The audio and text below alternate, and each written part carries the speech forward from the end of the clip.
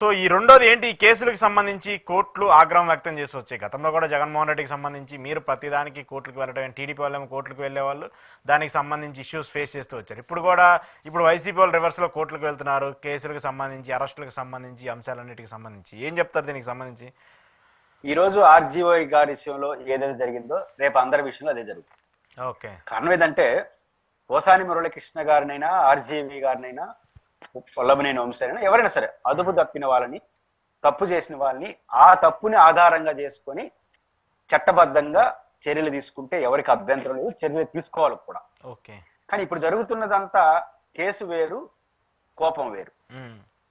కోపమేమో ఆ రోజు పవన్ కళ్యాణ్ గారు కుటుంబ సభ్యుల పట్ల చేసిన అనుచిత వ్యాఖ్యలు కోపానికి మూలం, అంతే కదా. మనందరూ కూడా దాన్ని ఖండిస్తాం, పవన్ కళ్యాణ్ గారు ఖండిస్తాం. At the same time Posani Muralikrishna గారి పట్ల కూడా ఎట్లా ప్రవర్తించారు, అది కూడా ఖండించాలి దగ్గ విషయం, ఖండిస్తాం.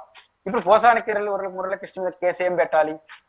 ఆ రోజు ఆయన అనుచిత వ్యాఖ్యలు చేశాడు, ఆ సెక్షన్ మీద కేసు పెట్టుకొని చట్టబద్ధంగా పోలీసులు విచారించి ఆ గ్రావిటీ ఎంత ఉంటే ఆ చట్టం ప్రకారం ఆయన శిక్షించండి, తప్పులేదు. కానీ మీరు సంబంధం లేని కేసు పెడుతున్నారు అంటే దాంట్లో కూడా ఉండొచ్చు మనోభావాలు దెబ్బతిన్నాయి. రెండో పాయింట్ ఏం చేస్తున్నారు, రాజంపేటలో అరెస్ట్ చేస్తారు, అది బెయిల్ వస్తున్నారు కానీ నరసరావుపేట అయితే పుంగునూరు, అంటే 15, 20, 30 ఫిర్యాదులు వచ్చే 15 కేసులు నమోదైపోయినారు. ఈ ఇంటెన్షన్ ఏంటి? ఎక్కువ రోజులు జైల్లో పెట్టాలని. ఆ ఒక కేసే అయితే ఎక్కువ రోజులు పెట్టలేదు, ఇది అభ్యంతరకరం కదా, ఇది రాజ్యాంగాన్ని ఉల్లంఘించినట్టు కదా, పీటీ వారెంట్లు దుర్వినియోగం చేసినట్టు అవుతుంది కదా. కాబట్టి ఎంత తప్పు చేసినాడు, ఏ పరిధిలో విచారించాలి, ఆ యాక్షన్ తీసుకోండి. కానీ దానికి భిన్నంగా మీకున్న కోపతాపాలని అన్ని కేసుల్లో పెట్టి కొడతాము అంటే అది పౌర హక్కులు ఉల్లంఘించినట్టు అవుతుంది. ఒక దశ దాటితే కోర్టు ఖచ్చితంగా జోక్యం చేసుకుంటుంది, అది ప్రభుత్వానికి అంత మంచిది కాదు. At the same time RGV గారు స్టార్టింగ్ లో ఒక క్వశ్చన్ వేసినాడు, బహిరంగ కోర్టులో అదే అడుగుతున్నట్టున్నాయి. అదేంటంటే 4 ఏళ్ల క్రితం నేను ఒక కామెంట్ చేశానంటున్నారు, ఒక పోస్ట్ పెట్టి అంటున్నారు. 4 ఏళ్ల క్రితం నేను చేసిన వ్యాఖ్యలకి 4 ఏళ్ల తర్వాత అధికారంలోకి వచ్చిన మనోభావాలు దెబ్బతినడం ఏంటి? నెంబర్ 1. నెంబర్ 2, దానికి వారుగడ ఏమారుస్తారు, ఆ రోజు మేము కేసు పెట్టినా కూడా మీరు తీసుకోలేదు అని చెప్పొచ్చు. అది కొంత అర్థం చేసుకోవచ్చు.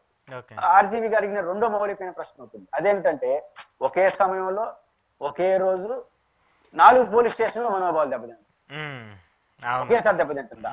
కాబట్టి ఇవన్నీ ఉద్దేశపూర్వకంగా జరిగాయి అని ఖచ్చితంగా ఎవరైనా అనుకుంటారు. కాబట్టి ఆర్జీఓ లాజిక్ గా అడిగిన క్వశ్చన్ రేపు టెక్నికల్ అవుతుంది. పైపెచ్చు సుప్రీంకోర్టు తీర్పు ఉంది, జస్టిస్ లక్ష్మణ్ గారు హైదరాబాద్ కోర్టులో తీర్మాన మల్లానికి సంబంధించిన ఈ కేసు ఉంది. ఏం చెప్తుంది సుప్రీంకోర్టు?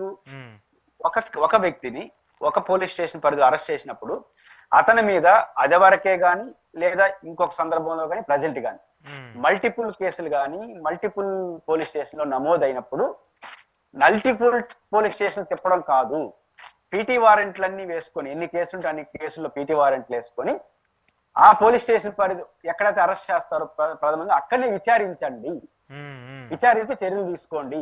ఇది కోర్టు ఇచ్చిన ఆదేశం. ఎందుకంటే 7 సంవత్సరాల లోపు ఉంటే జైలు శిక్ష పడే కేసు అయితే 60 రోజుల్లో బెయిల్ ఇచ్చేవారు, 7 సంవత్సరాల పైబడితే 90 రోజుల్లో బెయిల్ ఇచ్చేవారు.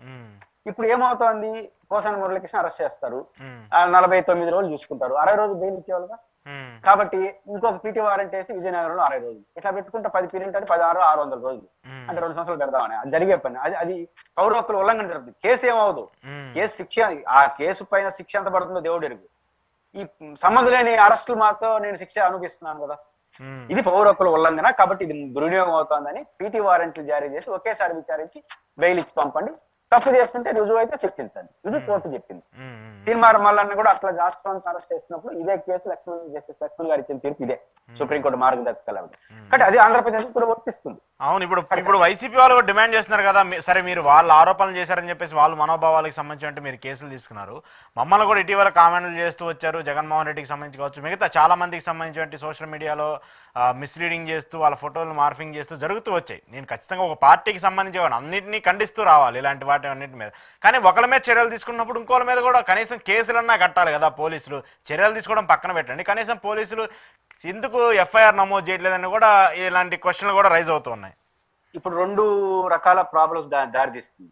ఇప్పుడు వైసీపీ వాళ్ళ మీద వాళ్ళు అటాక్ చేస్తున్నారు అభ్యంతరకరంగా, వాటి మీద కూడా కేసులు పెడతారు.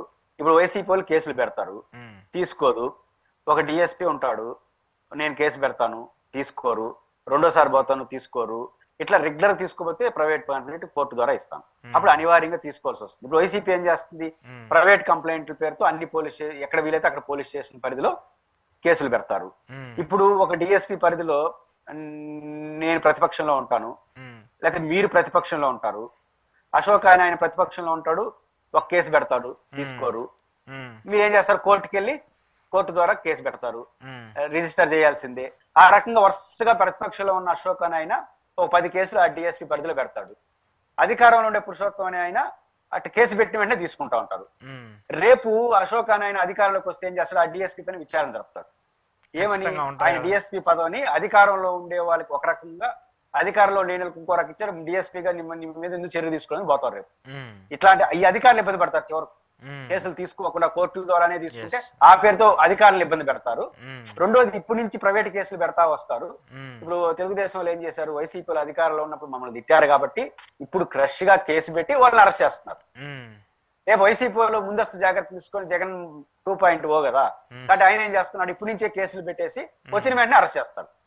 ఎవరు ఇప్పుడు అది ఇది ప్రతీకార రాజకీయాలతో ఒక పతనం దారి తీసే అవకాశం ఉంది. ఇది మంచిది కాదు. ఇది ఏ రాజకీయ పార్టీకి మంచిది కాదు, ఒక వైసీపీ అనే కాదు, టీడీపీకి మంచిది కాదు, జనసేనకి మంచిది కాదు, ఎవరికి మంచిది కాదు. ఇక్కడ అధికారులు కూడా స్వతంత్రంగా ప్రవర్తించకపోతే రాజకీయ నాయకుల కారణంగా మీరు కూడా ఇబ్బంది పడతారు. అనవసరంగా మనకెందుకు గొడవ అనుకుంటే రూల్ పై వాళ్ళు కేసు పెట్టండి, వీరి మీద కేసు పెట్టండి, ఎవరు తప్పు చేస్తే వాళ్ళు చట్టబద్ధంగా చర్య తీసుకుంటే రేపు అధికారులు కూడా అనవసరమైన ఇబ్బందులు గురవుతారు.